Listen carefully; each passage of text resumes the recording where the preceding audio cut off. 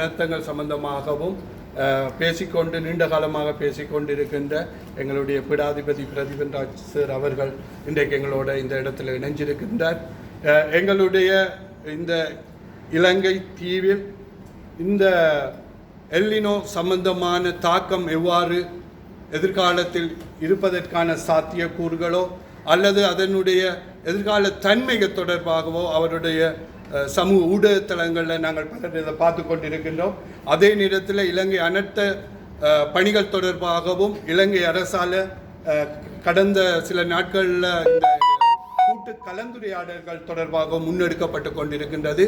இது தொடர்பாக விவசாயிகள் மீனவர்களுக்கு இதனுடைய தாக்கம் அல்லது இதனுடைய நிலை தொடர்பாக தெளிவுபடுத்த வேண்டும் அல்லது இது தொடர்பான தகவல்களை சென்றடைய வேண்டும் என்றதை மையமாக கொண்டு இந்த நிகழ்வை நாங்கள் வடகிழக்கு ஒருங்கிணைப்பு குழுவினால் ஒழுங்குபடுத்தி இருக்கிறோம். இதில் இருக்கின்ற கிளிநொச்சி, முல்லைத்தீவு, வவுனியா, மன்னார், ஜாழ்ப்பாணத்தை சேர்ந்த ஏறக்குறைய ஒரு 50 நபர்களை உள்வாங்கி இந்த நிகழ்வினுடைய உண்மை தன்மை அல்லது இந்த நிகழ்வு தொடர்பாக மக்கள் அறிந்திருக்க வேண்டிய விடயங்களை எங்களுக்கு முடியுமான வரைக்கும் உங்களோட பகிர்ந்து கொள்வதும் உங்களிட்ட இருக்கும் ஐயங்கள் கருத்துக்களை தெரிந்து கொள்வதும் அதற்கு முடியுமான வரை எங்களுடைய இந்த அனைத்து இடர்கள் தொடர்பாக நீண்ட காலமாக பேசிக்கொண்டிருக்கின்ற எங்களுடைய வடக்கிற்கு கிடைத்த ஒரு வளமாக இருக்கின்ற எங்களுடைய பிரதீபன் ராஜ் சார் உங்களோட இந்த நிகழ்வு தொடர்பாக பகிர்ந்து கொள்வார்.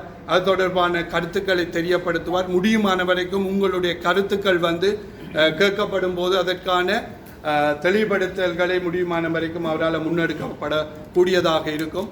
ஆகவே இந்த நிகழ்வை நாங்கள் இந்த நேரத்தில் ஒழுங்குபடுத்துகின்றோம் எங்களுடைய வடகிழக்கு ஒருங்கிணைப்பு குழு சார்பாக.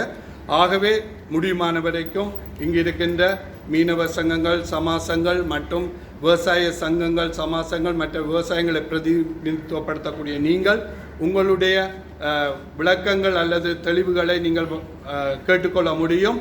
இதனை உங்களுடைய பிரதேசங்கள், உங்களுடைய கிராமங்கள், உங்களுடைய இடங்களில் இதனை கொண்டு சென்று இந்த நிகழ்வுகளின் ஊடாக இருக்கக்கூடிய விடயங்களை மக்களுக்கு கொண்டு சேர்க்க வேண்டும் என்ற ஒரே நோக்கத்தோடு தான் இந்த நிகழ்வை நாங்கள் ஒழுங்குபடுத்துகிறோம்.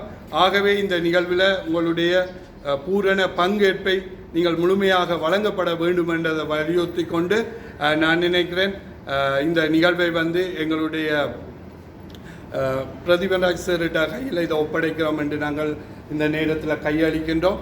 நான் நினைக்கிறேன் அவருடைய